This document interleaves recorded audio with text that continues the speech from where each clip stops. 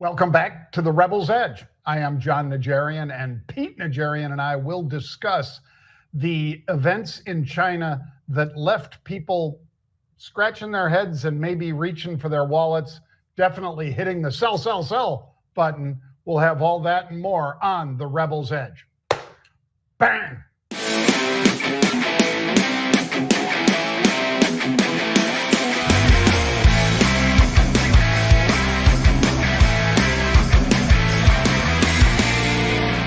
There it is.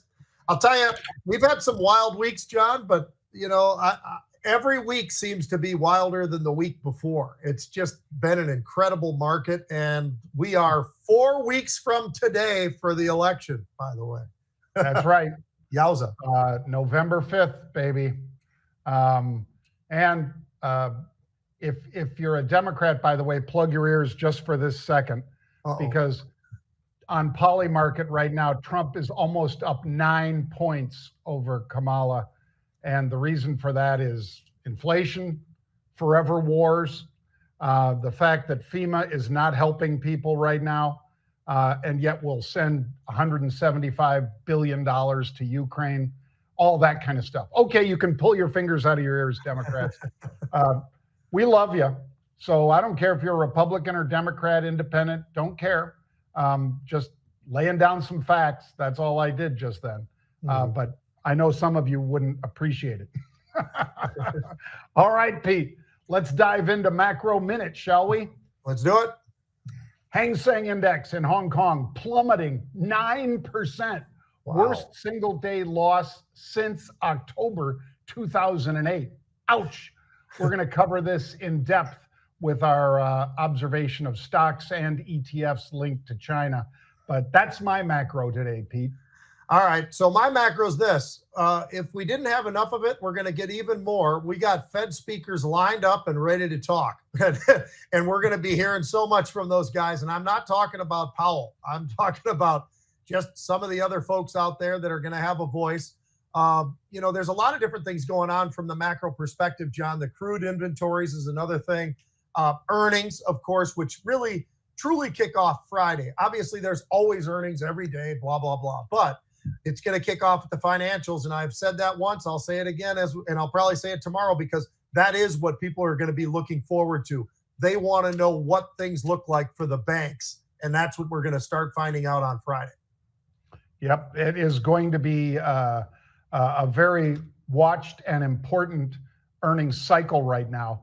And keep in mind, folks, a lot of the things that are happening and unfortunately unfolding on our screens right now, from Hurricane Helene to now Hurricane Milton, which, by the way, yesterday reached a Cat 5 status, 225 mile an hour gusts and sustained 180 mile an hour winds. Just terrible. But the impact of that will not be part of these earnings unless it is giving somebody an excuse or a reason to talk about things going forward.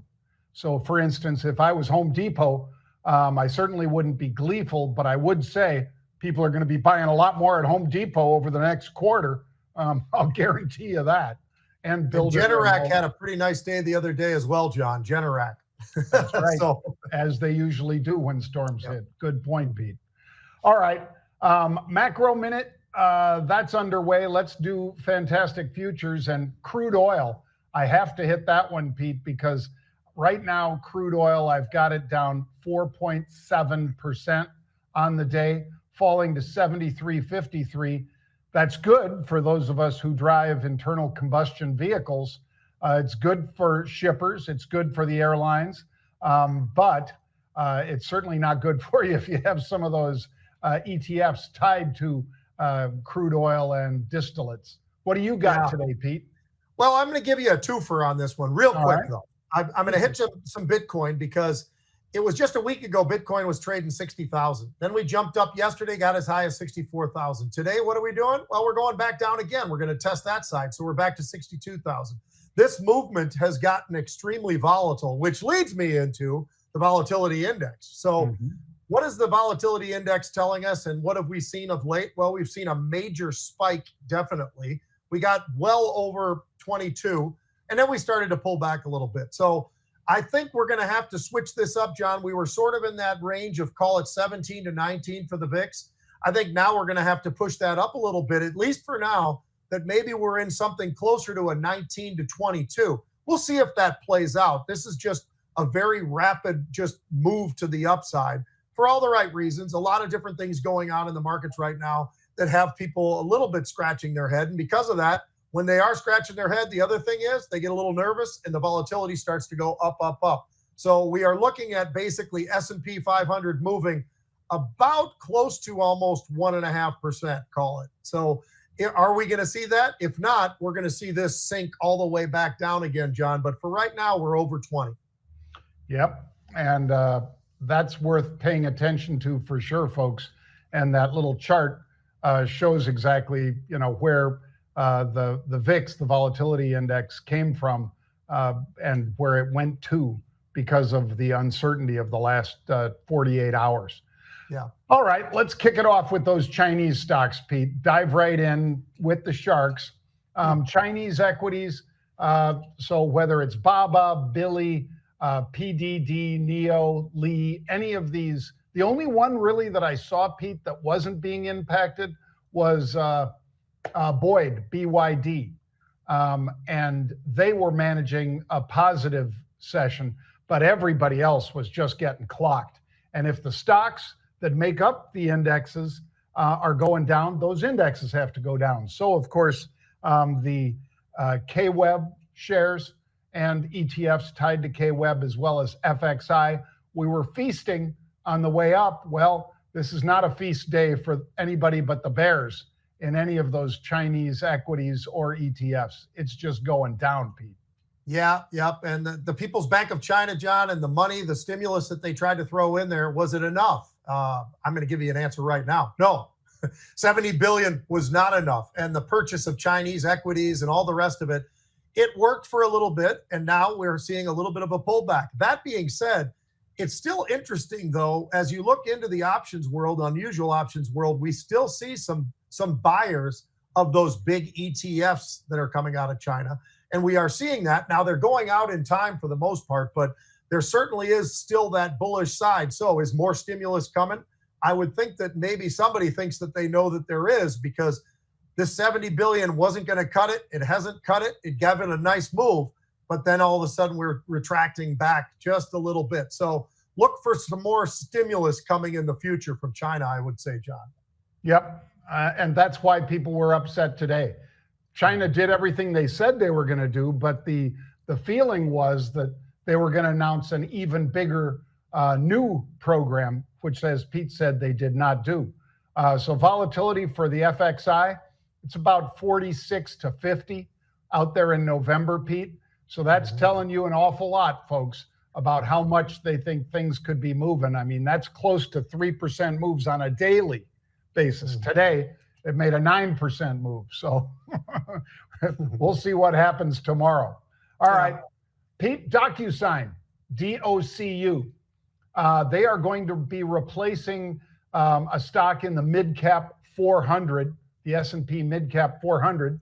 And for that reason, a lot of people are jumping on it. Now, some of you may have listened to Pete not too very long ago, Pete, when Docusign was diving instead of rising like it is today, up 8.5%, 9%. And I think when it was on those lows, Pete, you were saying it might be time to do a little nibbling. Yeah, I think, John, sometimes you get oversold. Everybody just piles on in one direction, just like you get overbought. And it happens in both directions. But, when you really look at Docusign, of course, it really got that huge lift because of everything that was going on during the pandemic. And now that has slowed down. But has it slowed to a stop? Do people stop using Docusign? Absolutely not. And this is a company that I think still has some pretty damn good promise. It hit 52-week highs today. There's a heck of a lot of volume in there as well, John. There's a lot of reasons that I think people are getting excited again about this stock. And I think for those reasons, there is a good backup on why they are excited about it. People still use it. They still find it to be a great alternative. So I think that from this perspective, I don't think it's done now, and I don't think it's overbought at this point. I think this is a stock that still has plenty of room to run to the upside all you've got to do is look back, but don't go all the way back, but to the pandemic. But you can go back a little bit, and you can see this is a stock that I think still has some elevation even from here. Well, I've got one, Pete, that also has got some pretty good elevation. SLNO. This one apparently up, well, holding on to 12% gain at mid-session. 53.19. The 52-week high was hit today, 56.81. Why? Well, Pete knows a lot more about this than I do, but I will say that these guys have various treatments that they're trying to get approval for.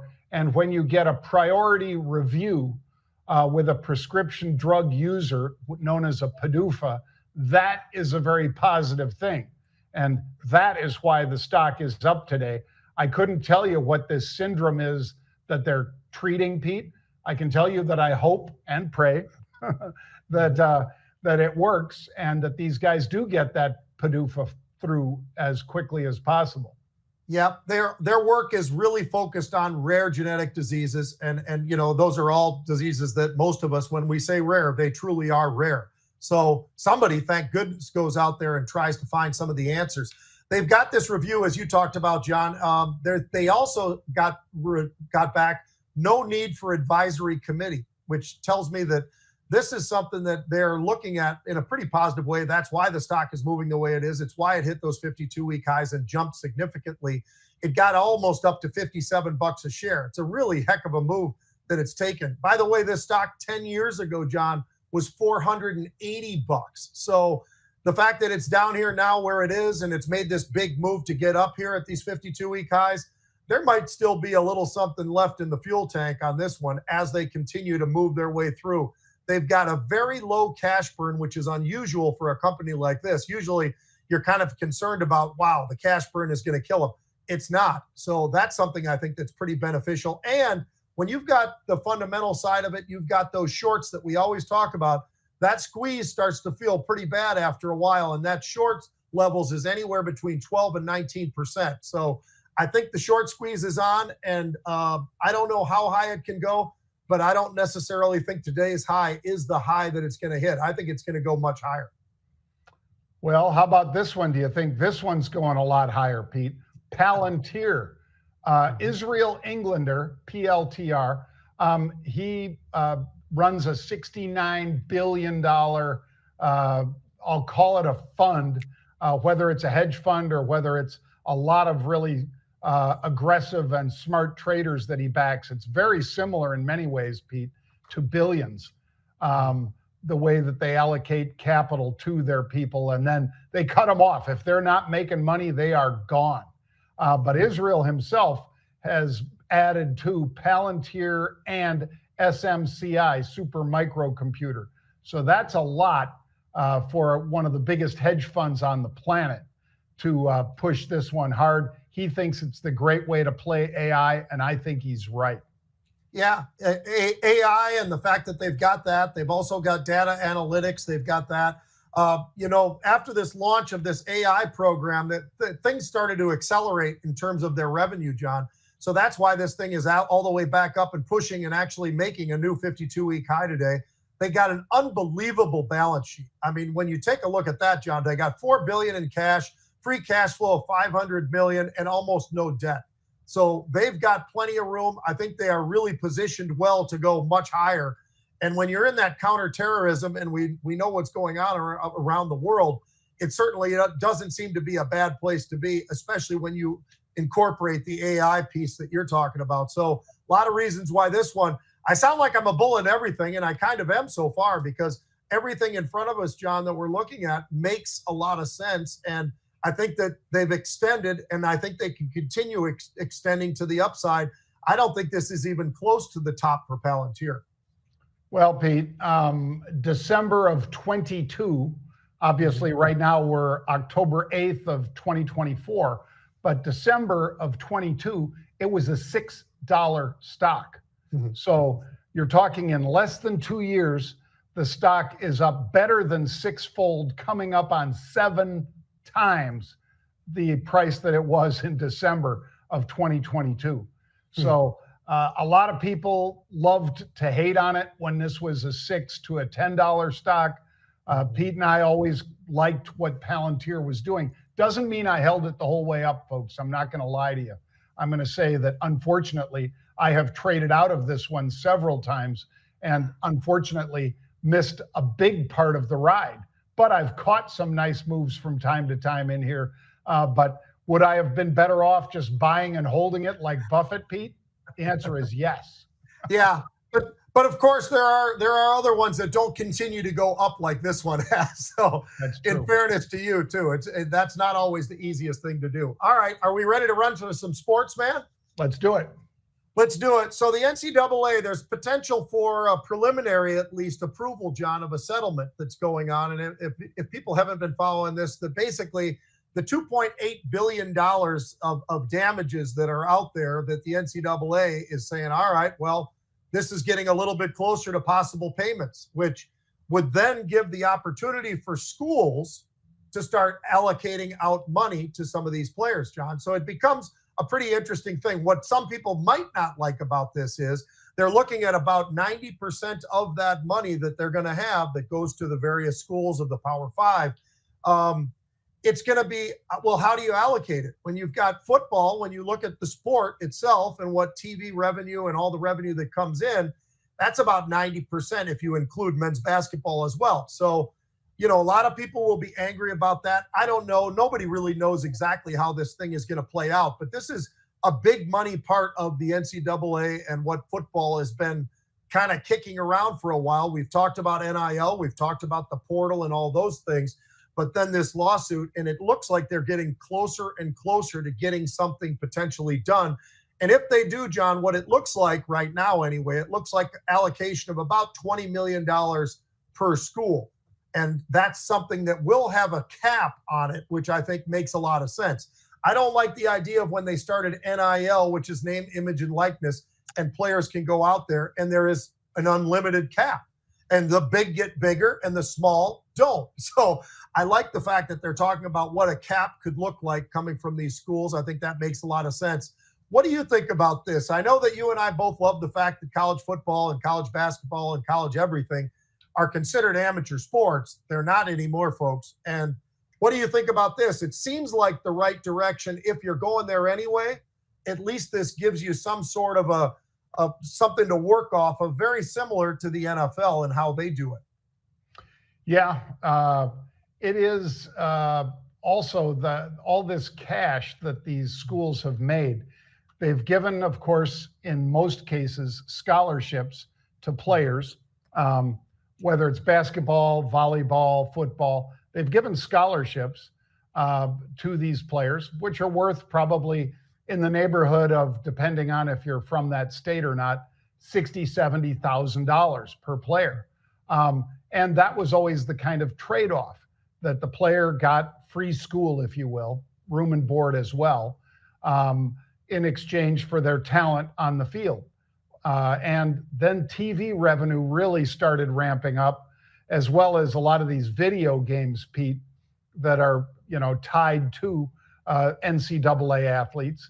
And the players are saying, hey, that's my face, that's me doing that. Why am I not getting paid? Why is, this video game company and my school, which is making, I don't know, at Ohio State, 100,000 people, at Michigan, 109,000 people, paying whatever they're paying, how many millions of dollars per game, and now Big Ten Network and all the rest making money from that. I mean, yeah, it was, for a long time, the players were like indentured servants to these institutions. Now players are getting paid, and we'll have to see exactly how this allocation of nearly $3 billion plays out, Pete. It will be something that people pay attention to for sure.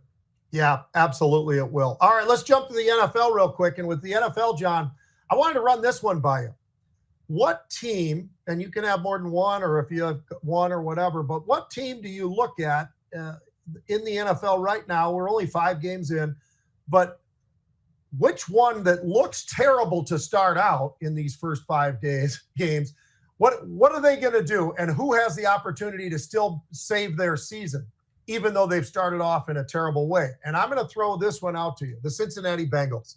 Now, the Bengals have no defense, but when you look at what they do on offense, this is an offense, and Joe Burrow probably has the best start to a year that he has had since he's been in the NFL. The guy's got 12 touchdowns. He's only got 2 interceptions, John. He's got 2 great running backs that are there in Brown and Moss. And they've got a couple of touchdowns each, so 4 touchdowns, 440 yards rushing. These guys are doing their job. He's got great receivers, got a heck of a tight end. Offensive line has done a great job. He's not getting sacked nearly like he's been sacked in the past, which is why he's been a little healthier. And they just can't seem to be able to buy a game. They're 1-4 right now. I think that they can make a turn, but I don't know. Is there somebody else out there that you say, well, that one's not bad, but these guys could maybe turn even better and get a better opportunity for the playoffs? Or do you like the Bengals' chances at this point? I like the Bengals, but I agree with Joe Burrow, Pete, and I'm sure you heard him say this. He said, we are not a playoff football team right now. We're not playing, that level of football. And he didn't hang it on the defense, because what team player would?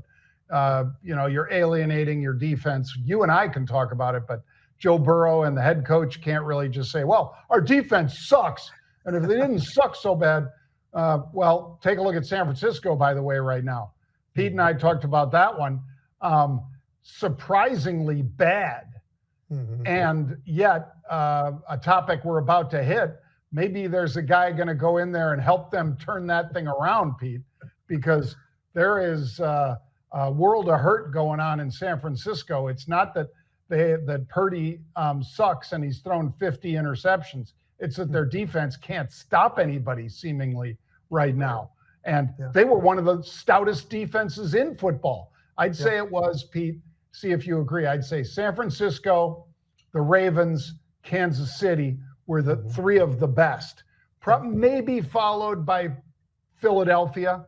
But now when you're saying, well, what about teams with a bad start? I might say Philadelphia, Pete. I don't know if they could play any worse than they've played the majority of their games. Not every game was horrible, but they haven't played well in a bunch of their games. So I don't, obviously they're not 1-4 like the Bengals, but they're not too far away. Yeah.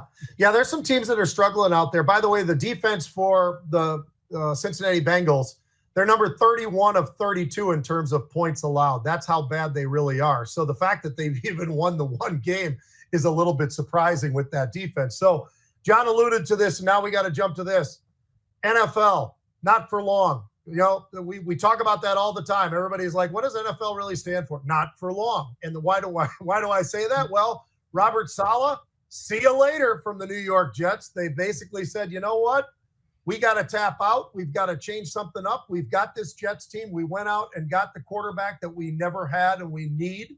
When I say never, in the last 20 years, though, they haven't had a quarterback. And they keep looking, and they keep looking. Well, they got Aaron Rodgers. They got a bunch of receivers. They got all the guys that he wanted to bring along with him. They had a great defense. Well, it's a team that seems to be in disarray. They can't seem to be able to get themselves into position to close a game even when it's close for them, John. They can't do it. They just haven't been able to do it. And of course, it starts and ends with the head coach, always. So Robert Saleh, who's one of the best defensive coordinators in all of football, just wasn't getting it done. And they made the decision awfully early, but they said, we're out, no mas. So here's what I got for you on that, John. If I'm the 49ers and our defense has fallen apart, do I say, hey, Robert Saleh, come over here? You could be a co-defensive coordinator. We know who you are. We know what you do. We know how you want to run things. So that's a possibility. Or do you bring them over to Cincinnati and say, hey, Robert Saleh, we've got some great guys on our D-line, some decent, linebackers and safeties, but we just aren't doing it. We're not getting it done. We need something to change. I don't think he's going to be hanging around too long, John, before somebody says, hey, we need you. So you don't have a pity party for Robert Saleh. Somebody's going to pick him up, and I think they're going to do it pretty quickly because this guy's one of the best defensive coordinators in all of football. Was he a great head coach? I have no idea because he hasn't had a quarterback yet. And I hate to say it, but I almost have to include Aaron Rodgers. he just hasn't been able. He can't step into the throws, John, like he's done in the past. His arm is still okay, but he can't step into it. I don't know if he's afraid of it or what, but his throws, I watched the game this weekend with the Vikings. He just didn't look like the guy that we all think of when we think of Aaron Rodgers. So I don't know that you could put it on Saleh, but they did. He's going to be available to somebody. Yeah, and that's the first time, Pete, that Woody Johnson has ever fired a coach during the season. He's fired coaches, and he does it fairly regularly, in fact, but just not during the season. But I agree with you. I would think, obviously, San Francisco, because they're struggling, because he was the D coordinator for the 2019 Super Bowl 49er team. Yeah, that's a fit. I'd say also that Cincinnati, to your point, Pete, he could play one off of the other and decide, okay, well, I mean, I think if San Francisco really came knocking, he'd take it, Pete. Yeah. But I think Cincinnati is more desperate right now. And as you just described, if you're 31 out of 32 teams, chances are you need to do something like right now to right that ship, especially because Joe Burrow has been banged up a lot in his career, but he's also had fantastic seasons. He's taken them to Super Bowls, things like that. So you need to realize that you're not going to have him as long as a player like, for instance, Aaron Rodgers. He ain't going to be playing when he's 40, in my opinion. I hope he can. I hope he can if he wants to, but I don't think he will because of all the injuries that those take their toll. And, you know, you look at all these different guys like Luck, Andrew Luck, and things like that. A lot of those quarterbacks that took those injuries end up retiring right around 30 or even before. Yeah, and when you look at him especially, John, he's been sacked so much, and he throws the ball. He's still a great quarterback right now, absolutely.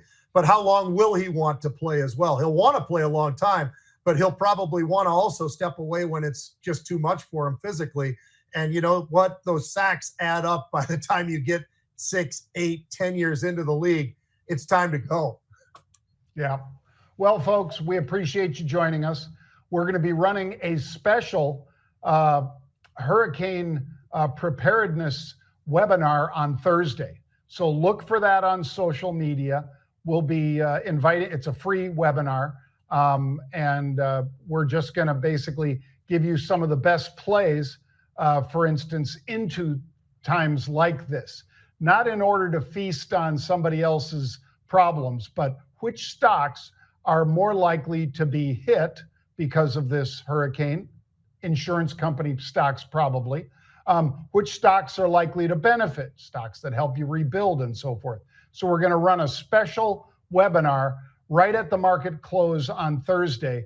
You'll start seeing about it on social. Please sign up, and we'll talk about it again tomorrow and on Thursday to get you guys all in there so you kind of think the way that we think about looking at which benefit and who gets hurt from what's going to be happening. And by the way, we should all pray for all the folks in Florida and Carolina and Georgia, Tennessee, all these different places where this storm could impact people that have already suffered a lot. So we'll talk about that on Thursday at that webinar. We hope all of you have a great day. See you at 1 p.m. tomorrow.